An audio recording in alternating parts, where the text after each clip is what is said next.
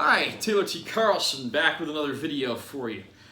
I just did my vinyl record haul from a few different places around town, and I'm going to do a continuation of that video now. These are the other records that I bought from Joey over at Record City last weekend, and so I'm going to show off the rest of this collection. You'll definitely see that I have a problem when it comes to buying vinyl because I'm just a little bit addicted. So starting things off, this was the first album from the Monkees, the classic 60s pop group who of course had their own television series. Back cover's got some nice photos with profiles of the band members.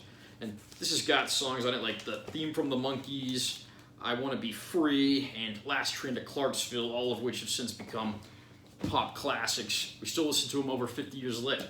One of the real surprise finds that I found was this John Travolta record. I didn't even know that this guy put out a record. And this is definitely old school because it actually predates his movie star fame in Saturday Night Fever. At this point, he was known for Welcome Back, Kotter, primarily. And I'm pretty sure he doesn't look like that anymore, but you get an idea of that. This is something I want to sit down and listen to a little more. The inner sleeve here just has like ads for other record company records, and it's interesting to note that the drummer that played on this was Jim Gordon. Jim Gordon was the drummer for Derek and the Dominoes. That's him playing the piano coda at the end of their hit song Layla. He was borderline insane, murdered his mother, and he's been serving a prison sentence ever since. So, one of the great downfalls of rock and roll. This is another sort of surprise find for me. This is the Jesus Christ Superstar album on vinyl. Classic rock opera from Andrew Lloyd Webber and Tim Rice. And kind of hard to read that, but the part of Jesus Christ on this is sung by Ian Gillan of Deep Purple. And the part of Judas is sung by Murray Head, who you probably know best for that classic 80s hit One Night in Bangkok. And then Yvonne Elliman sings the part of Mary Magdalene. So, this one, the records themselves are pretty big. They got these sort of cool biblical designs on the stickers there. But one thing I kind of like that came with this, which was I was not expecting to find, was this booklet. It's got the credits there on the cover, and then inside this booklet it basically has like all the songs, who sings what part, and you would think if someone traded in a used record they probably would have lost this part, but that's what made this a really interesting find for me. This is something, again, I really want to sit down and listen to. Anytime I can hear more Ian Gillan, that's definitely a good thing. Next up, this is Barry Goudreau. Definitely not a household name that you're going to recognize right away, but more likely than not, you've heard of the band Boston. This guy was one of the two original guitarists for the band Boston, and this solo album he put out in 1980, it's basically like a lost Boston album because the band on here also includes the likes of Sib Haitian, Brad Delp, and Fran Cosmo. So, again, if you like Boston, you're definitely going to like this album because it's basically a forgotten Boston side project of sorts. Right here you got photos of the band members. And it's a damn shame this record doesn't get talked about as much because I think any Boston fan will want to add that to their collection. Next up, this is REO 2, the second album from REO Speedwagon. This was their first album to feature classic vocalist Kevin Cronin, although he only recorded this album with the band, then left, and didn't come back on a permanent basis until around 1976.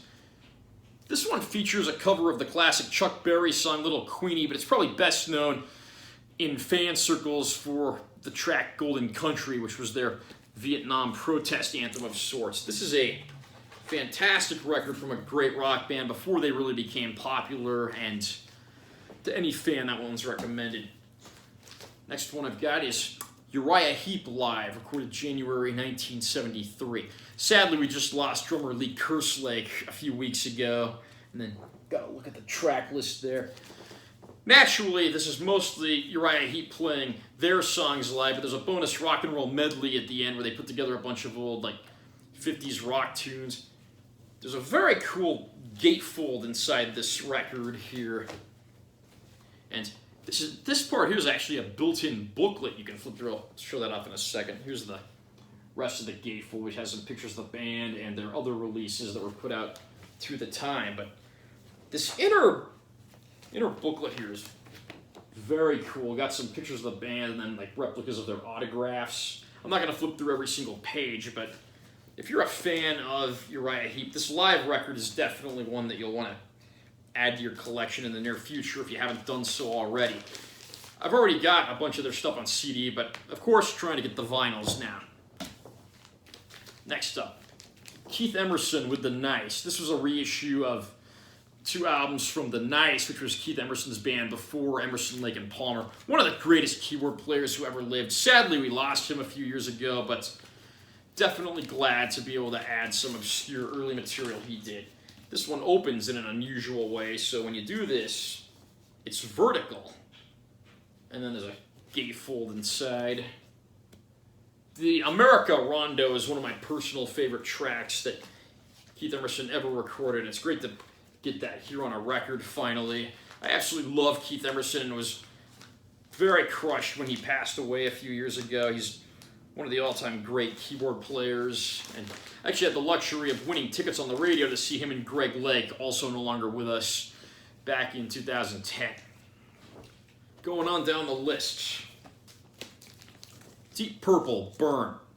Their first album to feature future Whitesnake founder David Coverdale, as well as former Trapeze bassist vocalist Glenn Hughes. One of my all-time favorite Deep Purple records. Everyone knows it for the title track, but there's all kinds of other great tunes on here like Lay Down, Stay Down, and Might Just Take Your Life. Yeah, and this was produced by, I believe Martin Birch produced this. Yeah, Martin Birch, sadly, again, another guy we just lost not too long ago, but Deep Purple, one of my favorite bands, and this was the first of 3 efforts with David Coverdale fronting the band. I believe it's the best of the 3, personally. Speaking of Coverdale-era Deep Purple, here's the second album they did together, Stormbringer. Again, great record. I don't know if I'd quite put this one in the same tier as the Burn album, but it's got some great moments, great tunes. Everybody knows the title track, because that's a classic. But then you got things like Hold On, Lady Double Dealer, You Can't Do It Right, Highball Shooter. Fantastic record, and one that I definitely love listening to. This is just an ad for other records on the label that were released at the time.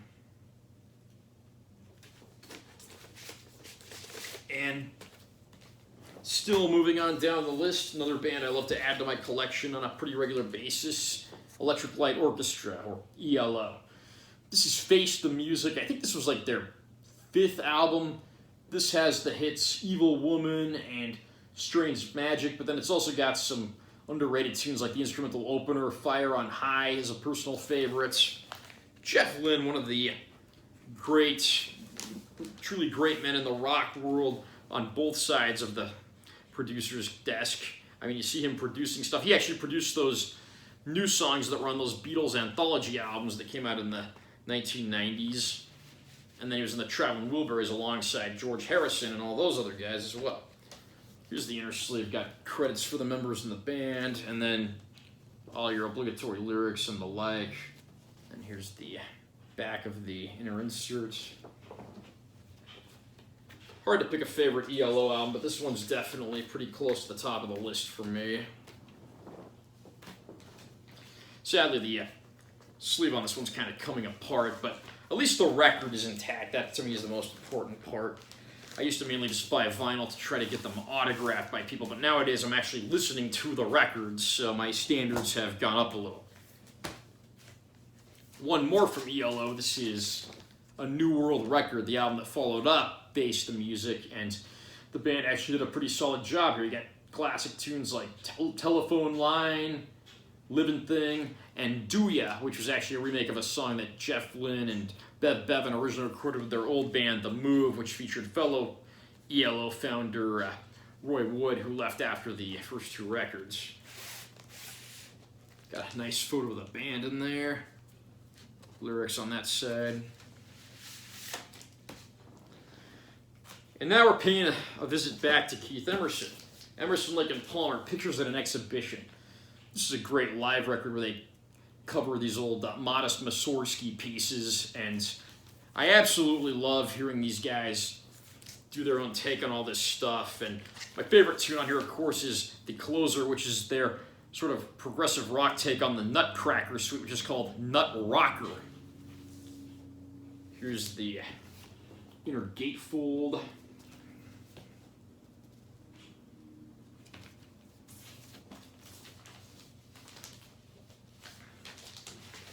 And we've got one more record in this stack. This was actually given to me by Joey as sort of a bonus for all the business I do over there.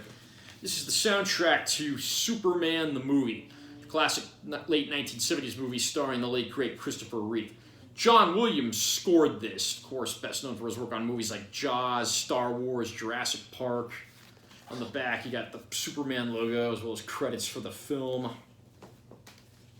I love this inner gatefold here of Christopher Reeve's Superman flying through the sky. This is the kind of thing you can never replicate fully on like a CD or anything else. And then even the inner sleeves that hold the records have a lot of great photos from the movie. You got more of those over here. And that does it for this vinyl haul. Have you picked up anything great on vinyl lately? Comment down below and let me know what you've got to say. Also remember to subscribe to my channel for additional content and like my video if you found it helpful or interesting. I'm Taylor T. Carlson, and I will see you next time.